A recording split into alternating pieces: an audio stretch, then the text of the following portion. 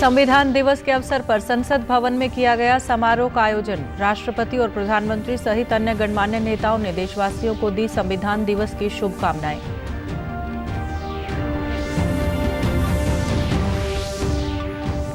मुख्यमंत्री मनोहर लाल ने बावल में आयोजित हरियाणा प्रगति रैली में किया कई विकास योजनाओं का शुभारंभ। कहा, कृषि, शिक्षा और स्वास्थ्य सरकार की प्राथमिकता।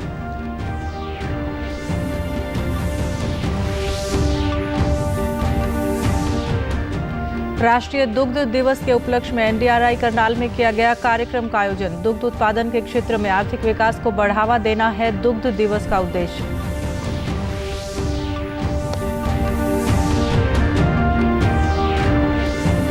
और हर घर दस्तक अभियान के तहत पात्र वंचित लोगों का किया जा रहा है कोविड रोधी टीकाकरण। 100% टीकाकरण के लिए सामाजिक संगठनों की भी ली जा रही है मदद।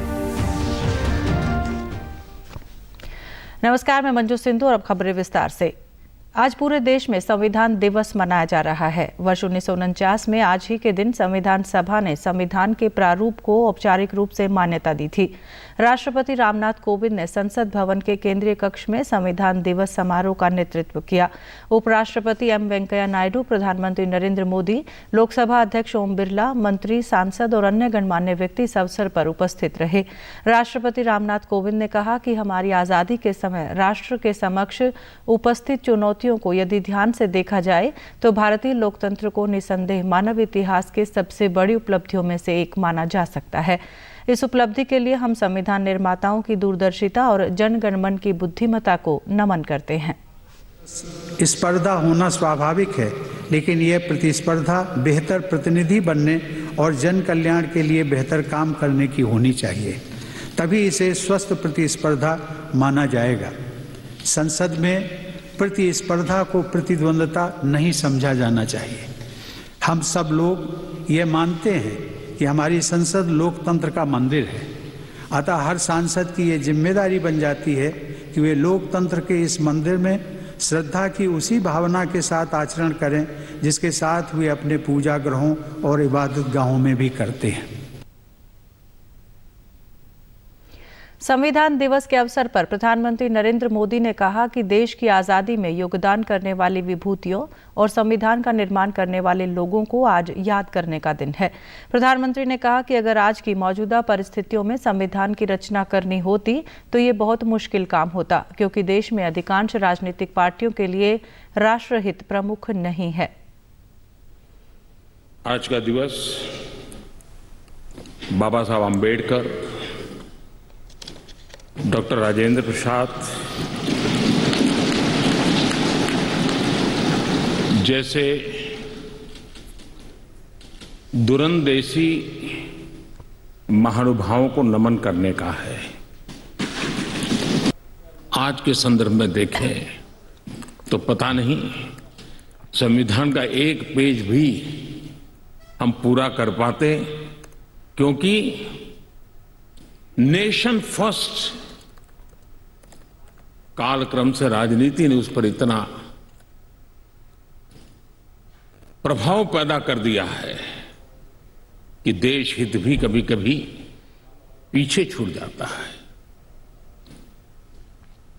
ये उन महानुभावों को प्रणाम इसलिए करना चाहूंगा क्योंकि उनके भी अपने विचार होंगे, उनके विचारों की भी धारा होगी, उस धारा में धार भी होगी, लेकिन फिर भी राष्ट्रहित सुप्रीम होने के नाते सबने मिल बैठ करके एक संविधान दिया। प्रधानमंत्री ने देश में परिवारवाद की राजनीति और राजनीतिक दलों की प्रणाली पर चिंता जताई और कहा कि ये लोकतंत्र के लिए बड़ा खतरा है और संविधान की भावना के खिलाफ भी है। लोगों को इनके प्रति सचेत रहना चाहिए। आज देश में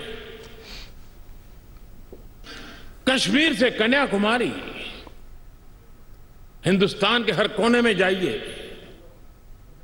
भारत एक ऐसे संकट की तरफ बढ़ रहा है जो संविधान को समर्पित लोगों के लिए चिंता का विषय है, लोकतंत्र के प्रति आस्था रखने वालों के लिए चिंता का विषय है, और वो है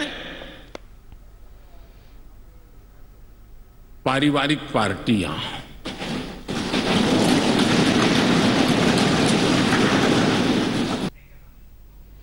राज्यपाल बंडारू दत्तात्रेय ने प्रदेशवासियों को संविधान दिवस की शुभकामनाएं दी। उन्होंने कहा कि भारतीय संविधान देश को एक संपूर्ण प्रभुत्व संपन्न समाजवादी पंथ निरपेक्ष लोकतंत्रात्मक गणराज्य बनाने के लिए समस्त नागरिकों को सामाजिक, आर्थिक और राजनीतिक न्याय, विचार, अभिव्यक्ति, विश्वास, धर्म और उपासना की स्वतंत्रता, प्रतिष्ठा और अवसर की समता प्रदान करता है। उन्होंने संविधान निर्माता बाबा साहेब डॉक्टर भीमराव अंबेडकर को नमन करते हुए उनके अथक प्रयासों की सराहना की। उन्होंने आमजन से संविधान की प्रस्तावना को पढ़ने और इसके आदर्शों को बनाए रखने की अपील की। मुख्यमंत्री मनोहर लाल ने बावल में आयोजित हरियाणा प्रगति रैली में शिरकत की। उन्होंने इस प्रगति रैली में रेवाड़ी जिले के लिए कई विकास योजनाओं का शुभारंभ किया। मुख्यमंत्री ने संविधान दिवस पर बाबा साहेब डॉक्टर भीमराव अंबेडकर के चित्र पर पुष्प अर्पित कर उन्हें नमन किया। मुख्यमंत्री ने कहा कि आज का दिन 2 कारणों से विशेष है। आज ही के दिन संविधान लागू किया गया और आज ही के दिन मुंबई में आतंकी हमला किया गया था। और चाहे आजादी को कायम रखने की बात हो, मैं आजादी के 75वें साल अमृत महोत्सव के अवसर पर उन सबको नमन करता हूँ, उनका सबका अभिनंदन करता हूँ। 2 ऐसे विषयों से हम जान रहे हैं। एक विषय है संविधान दिवस। संविधान दिवस क्या है? देश की आजादी के बाद डॉक्टर भीमराव मुख्यमंत्री ने कहा कि प्रदेश सरकार ने सभी क्षेत्रों में बिना भेदभाव के विकास कार्य किए हैं और कृषि, शिक्षा और स्वास्थ्य को प्राथमिकता के आधार पर आगे बढ़ाया है। कोई बढ़ नहीं सकेगा तो उसके लिए स्किलिंग, उसके लिए अपने हुनर का विकास ये क्या है, ताकि उसको कुछ काम करना आ जाए और काम करना आ जाएगा तो कहीं ना कहीं उसको काम दिलाने के लिए, उसका अपना काम कराने के लिए मदद कर देगी सरकार, ताकि उसको रोजी रोटी चला सके। इसलिए शिक्षा पर पूरा ध्यान दे रहे हैं। फिर चाहे वो ITI हो, पॉलिटेक्निक हो, मेडिकल कॉलेज, हर जगह मेडिकल कॉलेज खोलेगा। और मुझे प्रसन्नता इस बात की, आज राव साहब ने आपके सामने हस्ताक्षर रखा कि हमारा रेवाड़ी जिले का मेडिकल कॉलेज एम्स की बहुत जल्दी नींव रखी जाने वाली है। जमीन का मामला उसका हो गया है और बहुत जल्दी एम्स बन जाएगा। देश भर में आज राष्ट्रीय दुग्ध दिवस मनाया गया। इस बार राष्ट्रीय दुग्ध दिवस पर करनाल स्थित राष्ट्रीय डेयरी अनुसंधान संस्थान में लोगों में दूध व दूध से बनने वाले उत्पादों में मिलावट की जांच के लिए जागरूकता विकसित करने की पहल की गई। इस अवसर पर संस्थान के निदेशक डॉक्टर MS चौहान ने कहा कि इस दिन को मनाने का उद्देश्य दूध को वैश्विक भोजन के रूप में मान्यता देना और दुग्ध उत्पादन के क्षेत्र में स्थिरता, आजीविका और आर्थिक विकास को बढ़ावा देना है। संस्थान में प्रधान वैज्ञानिक डॉक्टर राजन ने बताया कि संस्थान के वैज्ञानिकों द्वारा दूध में किसी भी प्रकार की मिलावट का पता लगाने के लिए एक किट तैयार की गई है, जिससे लोगों को मिलावटखोरों पर नकेल कसने और शुद्ध दूध की परख करने में मदद हासिल होगी। राष्ट्रीय डेयरी अनुसंधान संस्थान करनाल ने इस मुहिम को आगे बढ़ाने के लिए कि हमेशा दूध पिएं, दूध से आपके बच्चे, आप अपने आप में स्वस्थ रहेंगे, कुशल रहेंगे। और जैसा कि हम ये मानते हैं बार बार कि हमें एनिमल प्रोटीन की ज़रूरत होती है, तो दूध एक बहुत उचित माध्यम है कि जिसके द्वारा हमें एनिमल प्रोटीन का भरपाई हमारी हो पाएगी। दूध की जो मिलावट के जो पारंपरिक जो टेस्ट हैं वो उनमें टाइम लगता है, तो वो करने में लोग थोड़ी सी कोताही बरतते थे। तो इसलिए हमने उन टेस्ट को ये सोचा गया कि उसको सिंपल किया जाए और रैपिड हो, ताकि वो जल्दी से उनके रिजल्ट आ जाएं। तो इसी बात को ध्यान में रखते हुए संस्थान ने पेपर स्ट्रिप आधारित मतलब कि एक स्ट्रिप के ऊपर एक पेपर लगा हुआ है, जिसको हमने केमिकली मॉडिफाई किया हुआ है, और उसको आप अगर दूध में डालेंगे, उसको निकालेंगे तो वो अपना कलर चेंज करेगा। और इस तरह हमने 8 तरह के पेपर स्ट्रिप टेस्ट डेवलप किए हैं। स्थानीय निवासियों ने कहा कि NDRI द्वारा विकसित दूध में मिलावट की जांच की तकनीक बहुत कारगर है और इससे बाजार में बिकने वाले मिलावटी दूध से बचा जा सकेगा। बहुत अच्छा लगा कि NDR ने ऐसा अरेंजमेंट किया है कि लोगों को ये पता लगे कि वो क्या पी रहे हैं, दूध पी रहे हैं या कुछ और पी रहे हैं। इसलिए मैं अपना एक सैंपल यहाँ पर लाया हूँ टेस्ट करवाने के लिए, देखते हैं उसका क्या रिजल्ट निकलता है। बहुत अच्छी लोगों को अवेयरनेस है, उनमें लोगों में बता रहे हैं भाई कैसा होता है दूध, कैसा आप पीते हैं। आज मिल्क डे है और हम हमारा दूध टेस्ट करवाने आए हैं। तो एनडीआरएफ वालों ने बहुत अच्छी टेक्निक निकाली है दूध टेस्ट करने के लिए, तो हम देखना है कि क्या है इसमें, चेक करवाने आए हैं। हाँ होनी चाहिए वैसे तो, क्योंकि दूध वाले आजकल कुछ भी मिला रहे हैं, तो उस वजह। हर घर दस्तक अभियान के तहत पात्र वंचित लोगों का कोविड रोधी टीकाकरण करने के लिए भिवानी जिले में 180 टीमों का गठन किया गया है। ये टीमें घर घर जाकर लोगों को वैक्सीन लगाने का काम कर रही हैं। भिवानी के मुख्य चिकित्सा अधिकारी डॉक्टर रघुबीर शांडिल्य ने बताया कि स्वास्थ्य विभाग के कार्यकर्ताओं द्वारा सभी पात्र व्यक्तियों को हर घर दस्तक अभियान के तहत कोरोना रोधी टीकाकरण सुनिश्चित किया जा रहा है। उन्होंने बताया कि इसमें समाज सेवियों, व्यापार मंडल, जिला पार्षदों व विभिन्न सामाजिक संगठनों की भी मदद ली जा रही है। अनुसार हम हर घर दस्तक में हमने टीम बना रखी है। 30 टीम हमने शहर की बनाई है और 150 टीम हमने फील्ड की बनाई है। वो टीम हर दिन कम से कम 100 घर जा करके चेक करेगी और उसमें जो कितने व्यक्ति हैं 18 से ऊपर, कितने पहली डोज लगी है और कितने पेंडेंसी है, कितनी सेकंड डोज की पेंडेंसी है, उनको वैक्सीनेटर वही हमारे साथ होगा, वो उसको वैक्सीनेट करेगा। आंगनबाड़ी कार्यकर्ता और स्वास्थ्य कर्मचारियों ने बताया कि इस अभियान का उद्देश्य है कि कोई भी व्यक्ति कोरोना बचाव की वैक्सीन से अछूता ना रहे।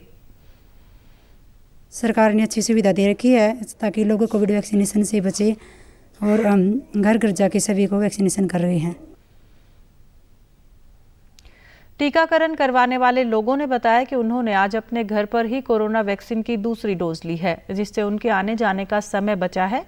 इसके लिए वे स्वास्थ्य विभाग का धन्यवाद करते हैं। इंजेक्शन के लिए हॉस्पिटल जाना पड़ता था, पर अभी सरकार इतना अच्छा काम कर रही है कि घर घर आकर इंजेक्शन लगा रही है और कोविड के बारे में जानकारी दे रही है, हमें बता रही है कि कोविड से कैसे बचे, कैसे क्या करना है, और इंजेक्शन भी टाइम पे हमें लगाए गए। पहला टीका हॉस्पिटल में लगा था और दूसरा टीका यहाँ पे आपने घर पे आके लगाए हैं, पूछ के बढ़िया सुविधा लगाए। सुविधा के लिए ला रही है, अच्छी सरकार है, घर घर में टीके लगा रही है। पहले हॉस्पिटल में लगवाए थे, अभी दूसरा घर घर में लगा रही है। पहला टीका लगा था अस्पताल में, अब घर घर लगा रहे हैं, ये बहुत अच्छी लगी सुविधा।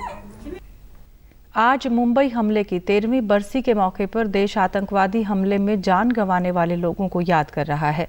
राष्ट्रपति रामनाथ कोविंद ने आतंकी हमले में शहीद हुए लोगों को श्रद्धांजलि दी और कहा कि राष्ट्र सुरक्षा बलों की बहादुरी और उनके बलिदान के लिए हमेशा उनका आभारी रहेगा। वहीं प्रधानमंत्री नरेंद्र मोदी ने देश के उन सभी वीरों को भावभीनी श्रद्धांजलि दी जिन्होंने मुंबई में आतंकवादी हमले के दौरान लड़ते हुए अपने प्राणों की आहुति दे दी थी। मुख्यमंत्री मनोहर लाल ने भी आतंकी हमले में शहीद हुए सुरक्षाकर्मियों और नागरिकों को श्रद्धांजलि दी। प्रदेश भर के आंगनबाड़ी कार्यकर्ताओं को अब पर्यवेक्षक बनने के लिए परीक्षा पास नहीं करनी होगी। महिला एवं बाल विकास विभाग अपने सेवा नियमों में बदलाव करते हुए विभागीय पदोन्नति की व्यवस्था तैयार करेगा और इसके लिए भारत सरकार द्वारा जारी दिशा निर्देशों के अनुसार प्रक्रिया शुरू की जाएगी। आंगनबाड़ी कार्यकर्ता और सहायिकाओं को 1 वर्ष के मानदेय के साथ 1 माह का चिकित्सा अवकाश देने के लिए भी विभागीय प्रक्रिया शुरू की जाएगी। इसके साथ ही विभिन्न मांगों को लेकर सहमति बनने के बाद आंगनबाड़ी वर्कर्स व हेल्पर्स यूनियन ने अपना आंदोलन वापस लेने पर सहमति जता दी है। महिला एवं बाल विकास मंत्री कमलेश ढांडा ने कहा कि आंगनबाड़ी कार्यकर्ताओं एवं आंगनबाड़ी सहायिकाओं के हितों का पूरा ध्यान रखा जाएगा। भारत कोविड-19 के खिलाफ लड़ाई को मजबूत करने के लिए दुनिया का सबसे बड़ा टीकाकरण अभियान चला रहा है। केंद्रीय स्वास्थ्य और परिवार कल्याण मंत्रालय के मुताबिक राष्ट्रव्यापी टीकाकरण अभियान के तहत देश में अब तक कोविड रोधी टीकों की 120 करोड़ 27 लाख से अधिक खुराक दी जा चुकी है। वहीं पिछले 24 घंटों में कोविड के 10,549 मामले सामने आए हैं और 9,868 रोगी स्वस्थ हुए हैं। इससे स्वस्थ होने की दर बढ़कर 98.33% हो गई है। प्रदेश में भी कोरोना टीकाकरण का कार्य सुचारू रूप से चल रहा है। प्रदेश में अब तक कोरोना रोधी टीके की 2,81,22,000 से अधिक खुराक दी जा चुकी हैं। कोविड से 7,61,000 से अधिक लोग स्वस्थ हो चुके हैं, जबकि 133 मामले सक्रिय हैं। और अब अंत में इस बुलेटिन के मुख्य समाचार एक बार फिर।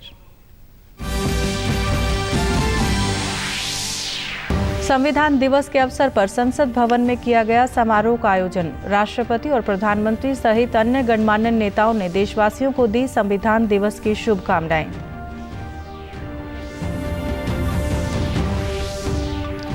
मुख्यमंत्री मनोहर लाल ने बावल में आयोजित हरियाणा प्रगति रैली में किया कई विकास योजनाओं का शुभारंभ। कहा, कृषि, शिक्षा और स्वास्थ्य सरकार की प्राथमिकता।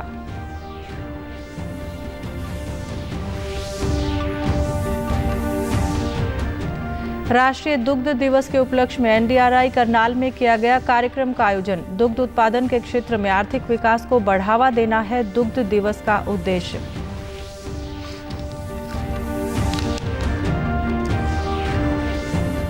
और हर घर दस्तक अभियान के तहत पात्र वंचित लोगों का किया जा रहा है कोविड रोधी टीकाकरण। 100% टीकाकरण के लिए सामाजिक संगठनों की भी ली जा रही है मदद। आप सभी दर्शकों से अपील है कि आप जब भी घर से बाहर निकलें तब मास्क जरूर पहनें, 2 गज की दूरी बनाए रखें और एक नियमित अंतराल पर अपने हाथ धोते रहें। और अगर आप पात्र हैं तो टीकाकरण जरूर करवाएं, तभी आप कोरोना महामारी से बच सकते हैं। आज के बुलेटिन में बस इतना ही। नमस्कार।